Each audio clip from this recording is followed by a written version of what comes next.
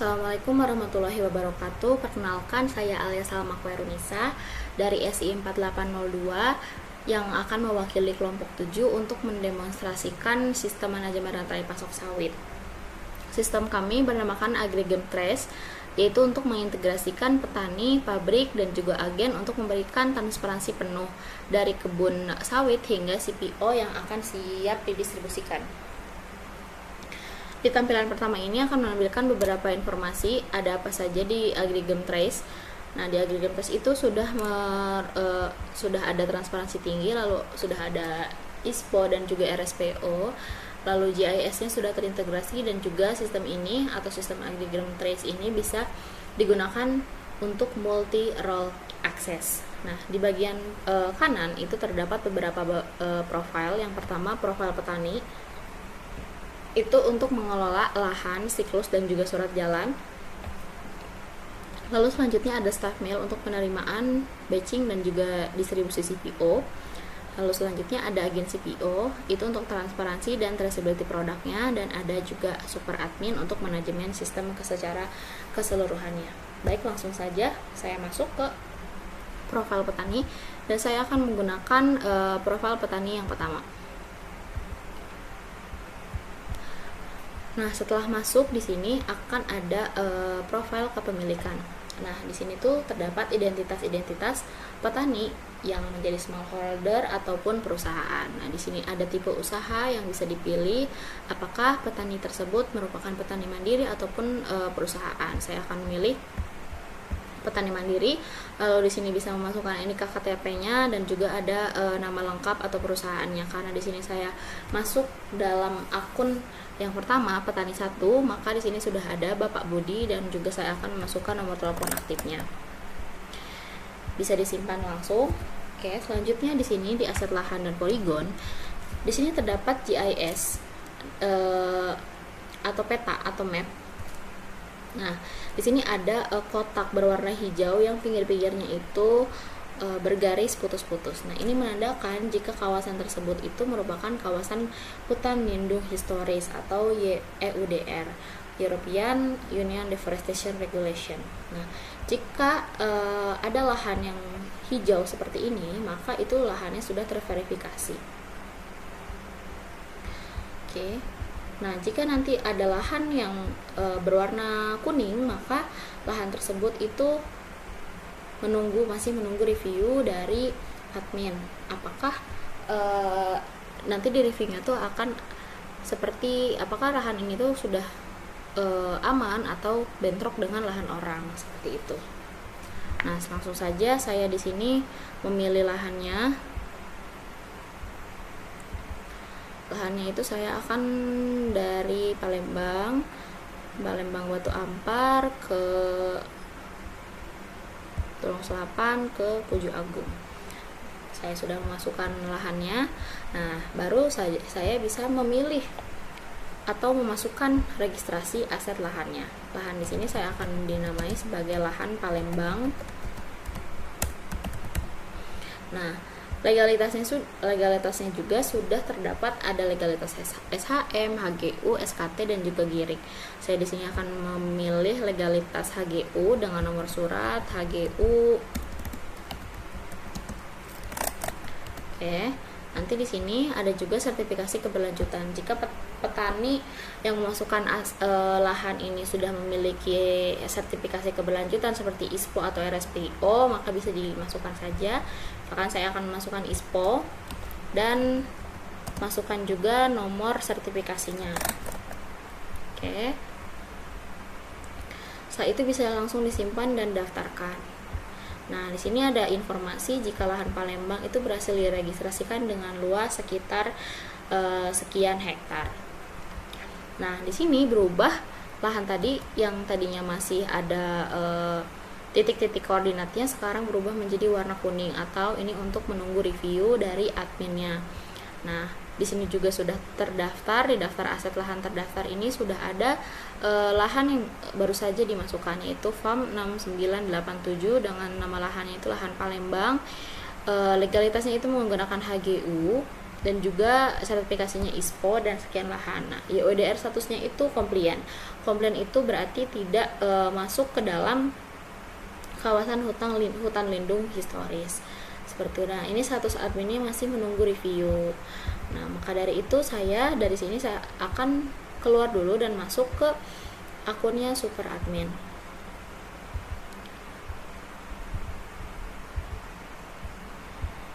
Nah, setelah masuk di sini akan ada beberapa informasi, yaitu total petani aktifnya ada berapa yang tervalidasi ISPO, lalu lahan terdaftarnya ada berapa di database sistem, lalu sengketa aktifnya sudah berapa gitu. Nah, di sini juga terlihat beberapa lahan yang sudah di ACC oleh super admin gitu. Ada lahan di sini Kalimantan Tengah, dan ada juga lahan yang belum di ACC atau di review oleh super admin. Nah, ini lahan tadi yang baru saja dimasukkan. Sekarang masuk ke master data lahan dan akun. Nah, di sini terlihat bahwa lahan Palembang itu belum di statusnya itu masih menunggu review dari adminnya. Nah, karena tadi di poligon atau di GIS-nya sudah terlihat bahwa lahan Palembang itu tidak bentrok dengan lahan apapun, maka bisa langsung saja di-approve. Dan status GIS-nya juga akan berubah menjadi verified area. Di sini ada resolusi konflik poligon. Nah, jika ada di fitur ini, jika ada lahan yang bentrok dengan lahan petani satu, misalkan dengan petani lainnya, maka ini akan masuk ke dalam fitur resolusi sengketa batas poligon. Begitu. Oke, saya masuk lagi ke akun petani 1.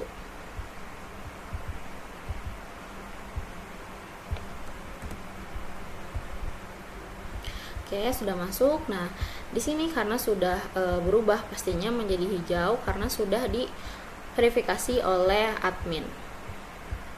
Kita lihat sebentar. Nah, di Palembang sini sudah menjadi hijau ya lahannya. Maka sudah aman atau lahannya itu sudah terverifikasi. Status adminnya juga sudah berubah menjadi verified. Nah, di sini juga bisa mengedit batas. Nah, kalau di edit batas itu misalkan saya akan mengedit atau update aset lahannya dari registrasi tadi. Saya edit ini menjadi RSPO, lalu simpan perubahan, maka di sini akan langsung berubah menjadi RSPO. Seperti itu. Langsung lanjut ke siklus produksi. Nah, di siklus produksi ini petani bisa menambahkan atau mencatat siklus panen dari awal hingga panen akhir nanti. Misal saya di sini juga bisa memilih lahan mana yang akan saya catat siklusnya. Misal saya lahan Palembang. Lalu saya mengklik mulai siklus baru. Nah, di sini akan langsung muncul siklus barunya, yaitu siklus lahan Palembang. Dengan mulai tanamnya itu tanggal sekian dan bibit tanamnya juga tanggal sekian. Nah, siklus ini masih siklus berjalan begitu. Di log pemeliharaan ini petani bisa langsung mencatat apa saja yang sudah dilakukan oleh petani pada saat pemanenan berlangsung. Di sini misal saya masukkan tanggal 27. Nah, 27 ini untuk pemupukan misal sebanyak 10 kg pupuk. Nah, di sini juga petani harus memasukkan nama produknya, yaitu pupuk NPK misalkan. Dan memasukkan juga keterangan tambahannya, misalkan menambahkan pupuk. Lalu disimpan dan akan langsung muncul aktivitas petani. Nah, di sini muncul aktivitas pemupukan. Berarti petani itu sudah melakukan pemupukan pada tanggal 27 dengan keterangan menambahkan pupuknya itu pupuk NPK sebanyak 10 kg. Lalu selanjutnya saya misal mau memasukkan hari lain atau tanggal lain untuk pembersihan gulma misalkan. Saya juga akan memasukkan dosis atau jumlahnya sebanyak 10 kilo pembersihan atau dosisnya dengan bahan aktif misal. Bahan aktif gitu. Lalu di sini saya berikan keterangan pembersihan gulma. Nah, maka akan muncul langsung nih aktivitas petani sudah apa saja. Nah, ini pembersihan, lalu ada bahan aktifnya sebanyak 10 kilo dan juga keterangannya ada pembersihan gulma seperti itu. Jika petani sudah selesai melakukan pencatatan selama pemanenan berlangsung, maka di sini bisa langsung saja catat panen baru. Nah, misalkan hasil dari panen sekarang itu akan menghasilkan 790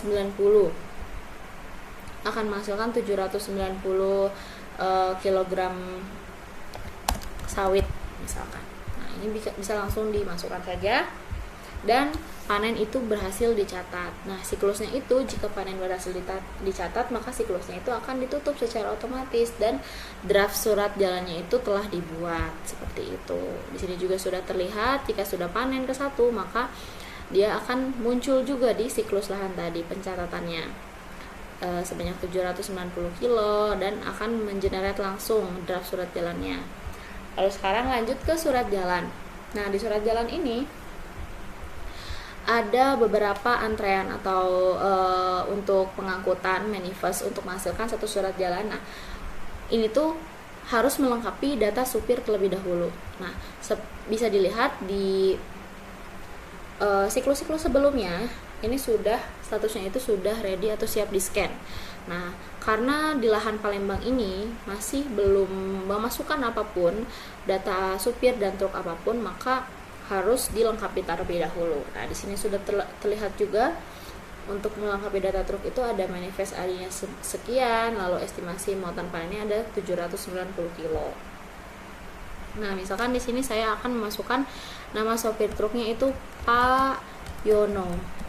Nah, KTP-nya, nih KTP-nya juga harus dimasukkan. Lalu untuk nomor polisinya misalkan 6767 IO. Nah, petani juga bisa memasukkan kualitas jenis sawitnya. Itu apakah kualitasnya premium atau medium atau bahkan low gitu. Nah, di sini saya akan mencoba premium saja. Lalu disimpan dan akan menerbitkan QR code yang nantinya akan di-scan oleh supir untuk dibawa atau nanti di-scan kembali di pabrik millnya atau oleh staff millnya. Saya lihat QR code, di sini sudah muncul QR code untuk surat jalan dari lahan Palembang dan ini ada beberapa informasinya juga. Kualitas sawitnya seperti apa, berat muatannya berapa dan juga UEDR statusnya tetap komplian. Nah, di sini juga bisa mencetak surat jalannya. Nah, di sini ada informasi lahan dan petani, ada detail pengangkutan dan juga armada. Sudah terlihat juga estimasi muatannya berapa kilo. Nah, bisa langsung dicetak saja dan akan menjadi PDF lalu bisa disimpan. Nah, dengan itu saya akan memfoto terlebih dahulu QR code yang tertera agar bisa di-scan nantinya di staff mill.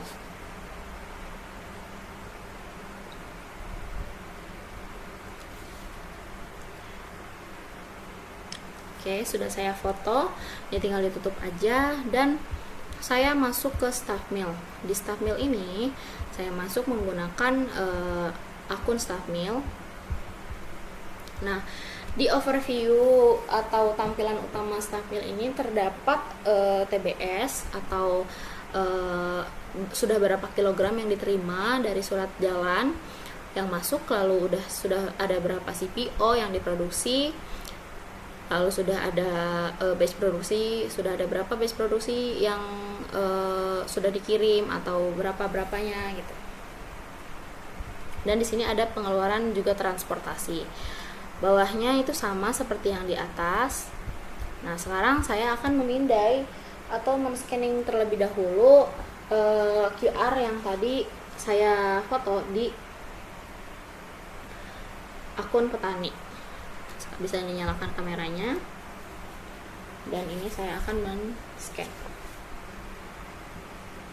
Oke, sudah selesai di-scan, maka bisa langsung dimatikan saja kameranya dan di sini akan muncul beberapa informasi. Ada ID manifest, lahan asalnya lahan mana, karena tadi saya QR code-nya dari lahan Palembang, maka di sini juga akan sama lahan Palembang, lalu status ISPO atau RSP-nya apa, ini termasuk RSPO, dan kualitas TBS-nya itu premium gitu. Akan dilihatkan juga supir truknya dan estimasi surat jalannya berapa.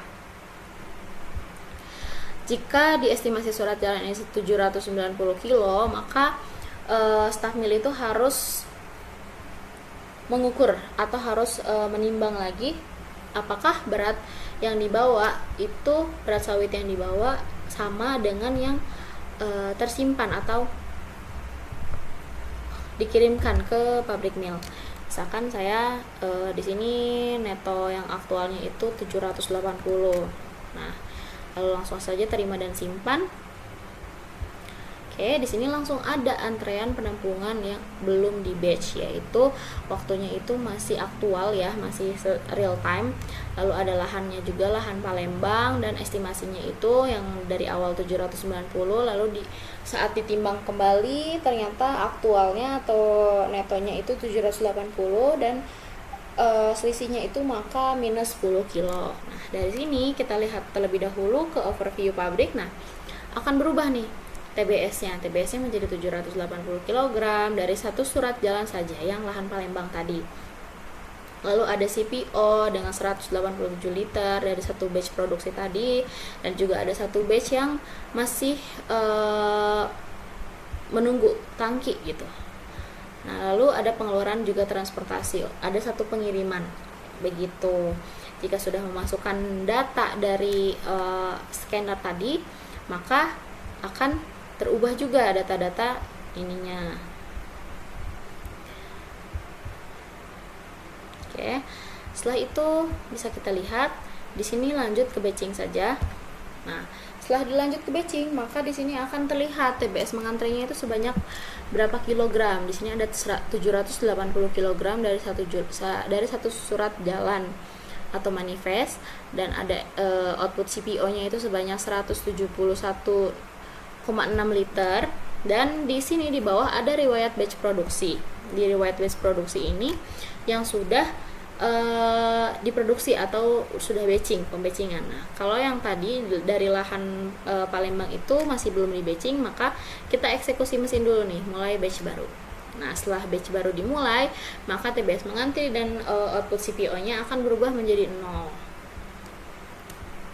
Lalu di sini ada riwayat batch produksinya, yaitu yang baru ini batch CPO 257665 dengan total TBS masuknya itu atau sawitnya 780.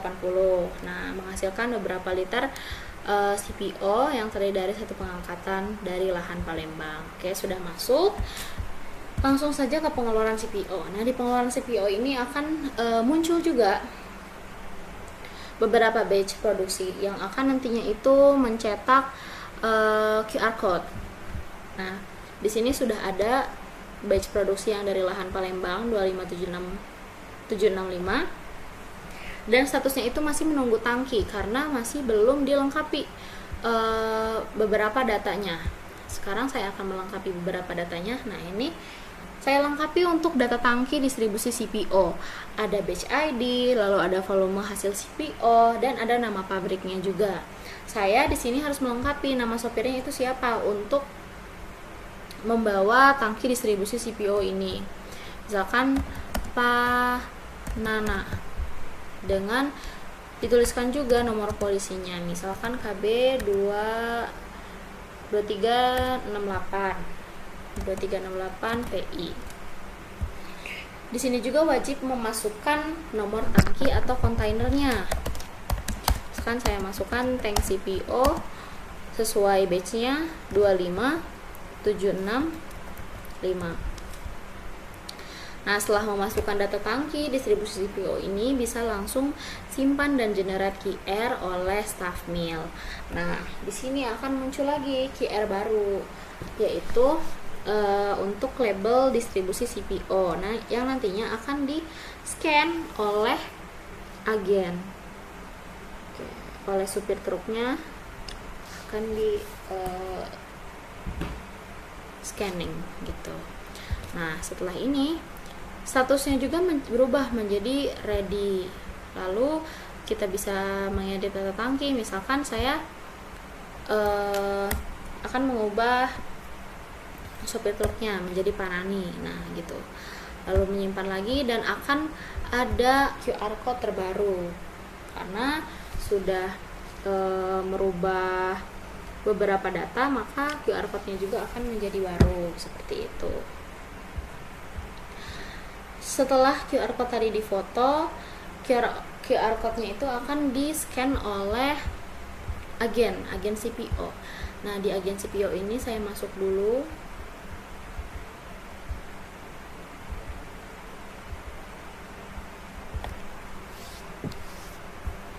Nah, di sini terdapat scan QR batch mail. Nah, di batch mail ini harus memasukkan atau men-scanning QR yang tadi muncul pada pabrik atau stack mailnya. Nah, kenapa harus memindai QR code? Karena ini tuh untuk melihat backward tracing atau asal-usul petani penyumbang TBS-nya. Di sini bisa langsung saja menyalakan kamera dan saya akan men-scanning label distribusi CPO yang tadi muncul.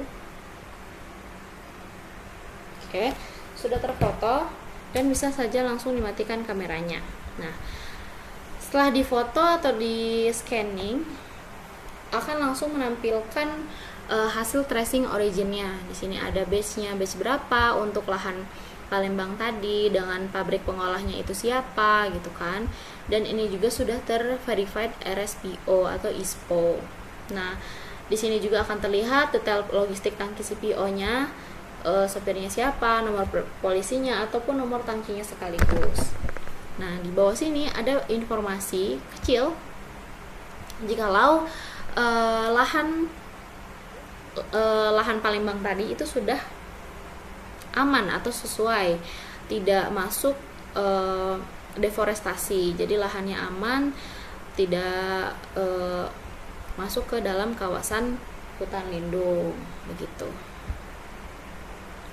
Nah, setelah dilihat beberapa detail informasinya, bisa langsung saja untuk batch-nya ini siap dimuat ke truk tangki. Langsung dimuat ke truk tangki dan akan berpindah ke antrean muat truk. Nah, di antrean muat truk ini akan muncul BCPO tadi dengan status pengiriman truknya telah dimuat, namun masih harus memiliki aksi supirnya. Nah, aksi supirnya ini kapan nih berangkat? Misalkan berangkat sekarang ataupun bahkan batal muat gitu. Jadi supirnya bisa mengubah-ubah ini atau memulainya. Jika akan berangkat sekarang, saya akan memulai rutenya saja.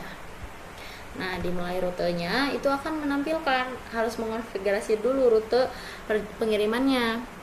Sudah tertera batch ID juga kargonya. Misalkan asal pabriknya itu dari pabrik Palangkaraya dengan pelabuhan tujuannya itu pelabuhan Banjarmasin misalkan.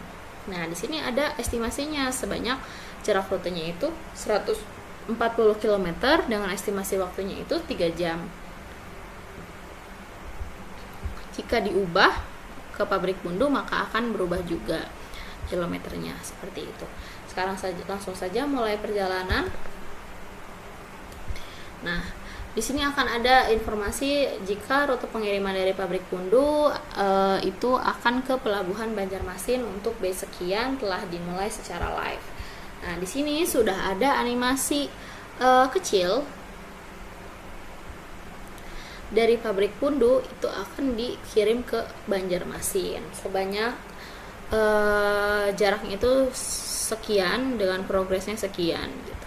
Nanti jika supir ini sudah sampai di pelabuhan Banjarmasin maka supirnya ini harus mencentang dulu nih selesai pengirimannya agar status pengirimannya itu menjadi tiba di pelabuhan.